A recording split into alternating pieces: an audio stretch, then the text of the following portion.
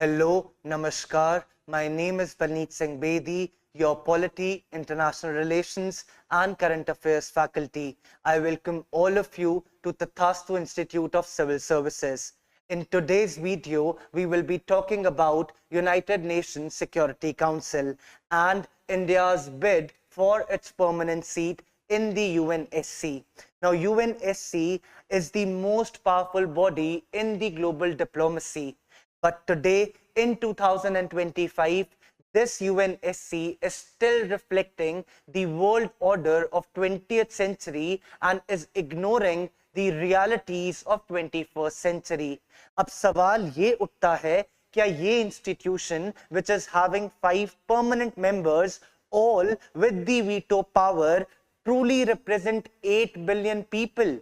And our country, Bharat, India, which is the world's largest democracy as well as world's third largest economy, has been denied the permanent seat in the United Nations Security Council for decades and decades. So today we will be uncovering the problems of UNSC, what reforms United Nations Security Council needs, and what are the challenges which India is facing in aspiring for a permanent seat in the United Nations Security Council. Now, United Nations Security Council, as I said, is the most powerful organ of the United Nations, which is responsible for global peace and international cooperation and security. It was created in the year 1945. And who are its permanent members? We have USA, we have United Kingdom, we have Russia,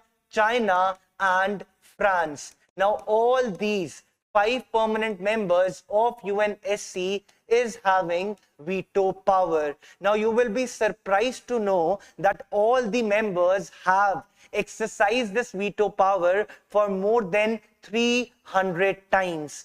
For example, Russia is vetoing all the resolutions on the Ukraine war. You talk about USA is vetoing all resolutions on the Gaza ceasefire.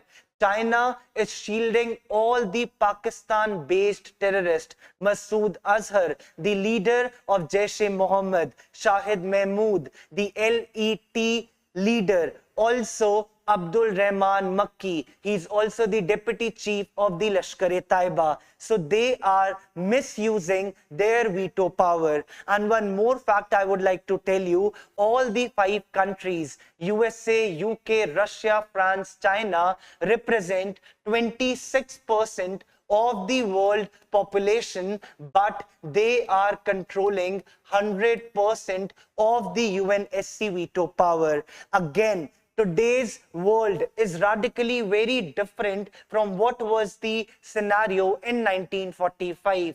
For example, I will justify my statement with 3 major points. First, there were only 51 members of the United Nations in 1945 as opposed to 2025 when it is having around 193 members. Then second point comes, there is rise of major economies in the world. You talk about Brazil, Germany, Japan, Bharat, India, all of the major economies. And third point, all the global south countries. The global south countries are often being underrepresented in the United Nations. So definitely we can say that UNSC is increasingly becoming a undemocratic and non-representative organization. Also, it has been outdated because it believes not in changing or bringing any reforms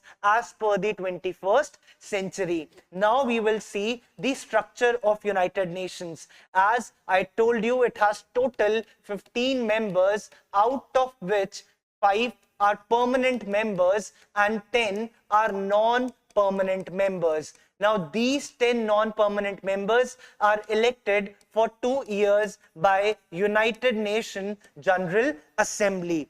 Now the thing comes, why do we need reform? Reform की आखिर जरूरत क्यों है United Nations Security Council में? So the first point is no representation. You talk about Africa continent, you talk about Latin America, you talk about South Asia. These countries have zero representation in the United Nations Security Council. Then second thing comes the Global South. Now these are the countries in Global South which is facing lot of conflicts and it has significant amount of population. Also, these countries have seen majority of the UN peacekeeping operations, but unfortunately they have no voice in the United Nations Security Council as they do not have any representative in the UNSC. Then comes United Nation reform process. अब क्या क्या reform process United Nation में already लिए जा चुके हैं? So the first one is United Nation General Assembly resolution. So basically these are text-based resolutions. Text-based resolution. If I talk specifically, it is 69/560 resolutions as per the year 2015. So all tax-based consultation on order to expand the United Nations Security Council. Then comes the G4 grouping. Now under G4 grouping, we have India, we have Brazil, we have Germany and Japan. All these four countries want comprehensive reforms as well as the expansion of the United Nations Security Council. Then comes L69 group. Now this group is a coalition of all the developing economies, again, which want the UNSC to be more representative, to be more legitimate, to be more democratic, so that they also have a bigger say in the matters of United Nations Security Council. Now the members of L69 group comes from Asia, Africa, Latin America, Caribbean and Pacific region. Then comes the third, African Union. Now African Union is having 55 members and their demand is just one, at least 2 permanent seats in the UNSC for African nations. Then comes Uniting for Consensus and Coffee Club. Now why this is very interesting, because one of our dearest neighbors, or I should say the global epicenter of jihad, or the state which promotes state-sponsored terrorism, Pakistan, is the member of the Coffee Club. Now this club was founded in the year 1995 and its members are PEMI. Now you can learn this with the acronym. Pakistan is based on EMI. You all know the economic problems, economic crisis which this country is facing. So P for Pakistan, E for Egypt, M for Mexico and I for Italy. Now all these are the founding members of the Coffee Club, founded in 1995, which is opposing the entry of India in the United Nations Security Council. Specifically, out of all these countries, they do not want expansion of the United Nations Security Council, and Pakistan specifically wants India not to be the member of UNSC. Then if we move to the next slide, why India needs to be the member, why India should be the member or having permanent membership at the UNSC. First thing is population. We all know our population is 1.4 billion. We are the world's largest democracy. So why India is being denied this seat for over so many decades? Then comes the economy. We all know in 2025, we have become the third largest economy in the world due to the domestic reforms as well as the global positioning due to various initiatives taken by the government of India, one major being Atmanirbhar Bharat. Atmanirbhar Bharat. And also, we are expected to become the third largest economy by the year 2030 by estimating around $7.3 billion worth GDP by this year, and then we will become the third largest economy.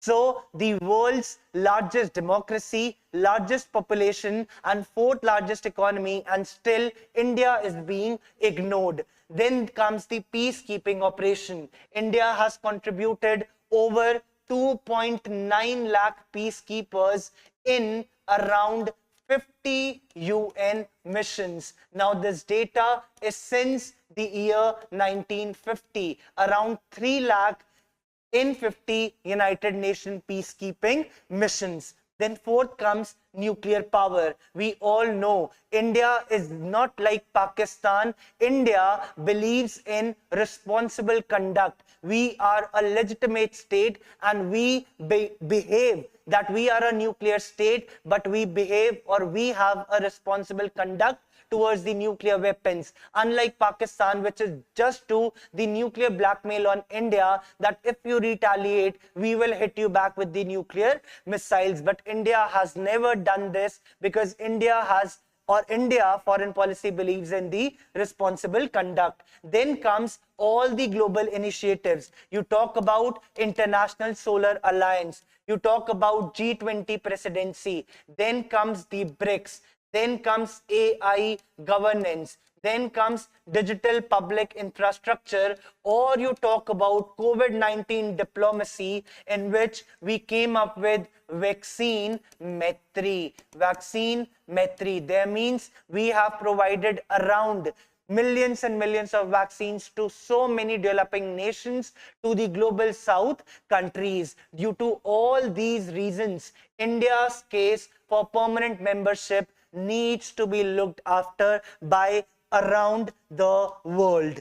Then comes support for India's bid. As I've told you, all the G4 nations, we'll quickly revise: India, Brazil, Germany, and Japan. They want expansion of the permanent seats, and all are aiming to have permanent seats in the region. Then comes L69 group. Out of this group, around 42 countries are supporting India's representation here. Then comes the P5 support, the permanent members. We look each of the country one by one. First come United States of America. So Biden has supported India's resolutions in the United Nations General Assembly in the year 2023 as well as 2024. Then comes France. Emmanuel Macron is supporting India's membership for the past many years, since the time he has been elected the president, and also various governments in France have supported India's claim since year 2005. Even the French president has said that India, without the membership of India in the United Nations Security Council, UNSC, would be less legitimate without India's participation. Then comes United Kingdom. Now under United Kingdom, the Keir Starmer has also supported India's resolution related to the UNSC. Then comes Russia. See, Russia is taking a very cautious stand. No doubt, Russia is supporting India's stand for permanent membership, but at the same time, it is cautious related to the expansion of the permanent seats of the UNSC.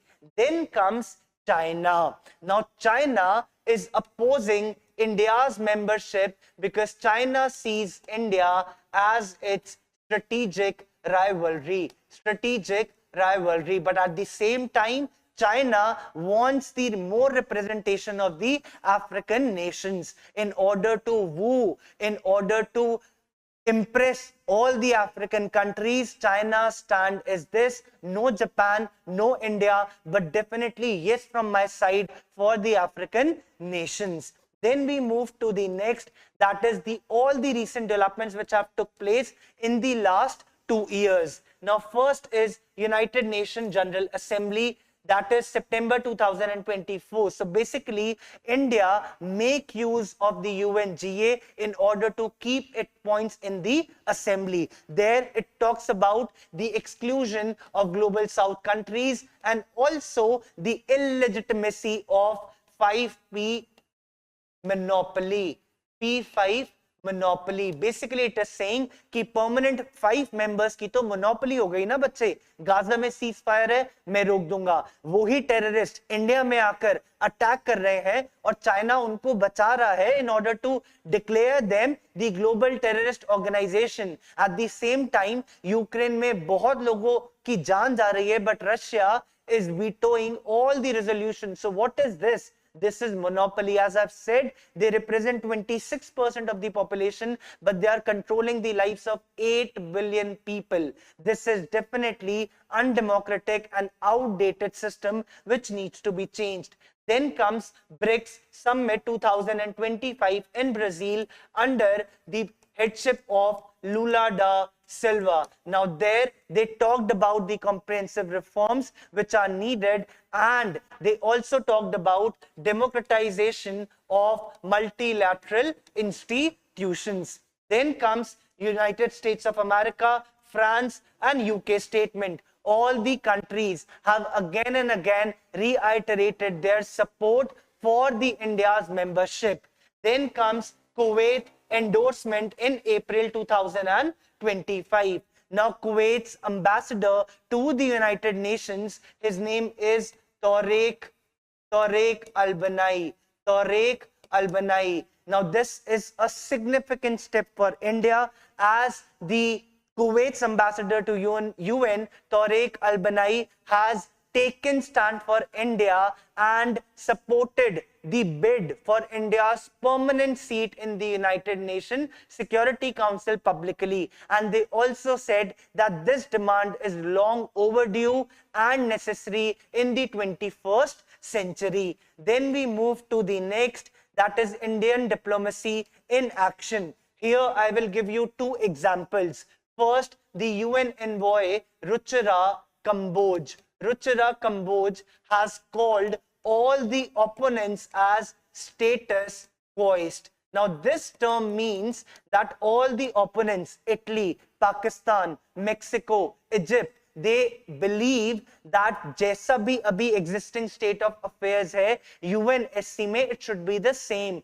They are resisting the reforms, they are resisting the change, they are resisting the expansion of United Nations Security Council. And also our External Affairs Minister Subramanyam Jaishankar has said that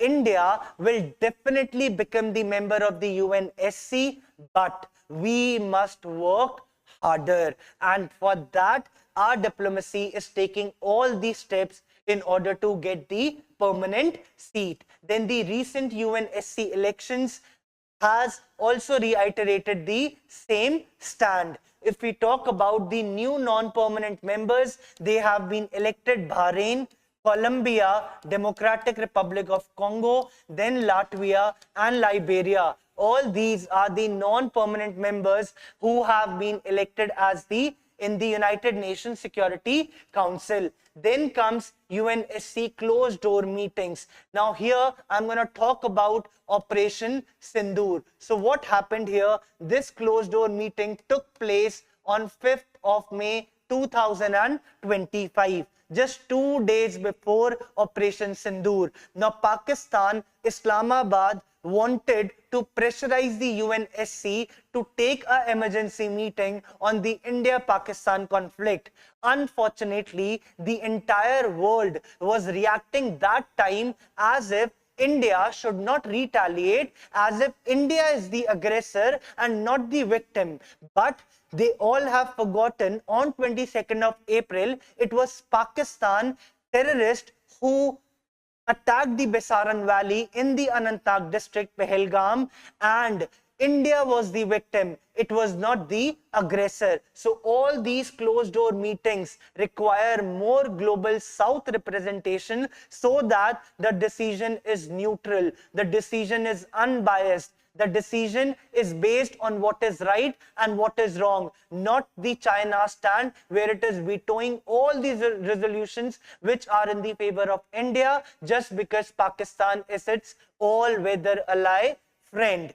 Then we move to the next, that is the roadblocks. Though I have discussed all the points, but again we will quickly see all of them. First is China. China is opposing entry of Japan as well as India. But again, it wants more African representation in the United Nations Security Council.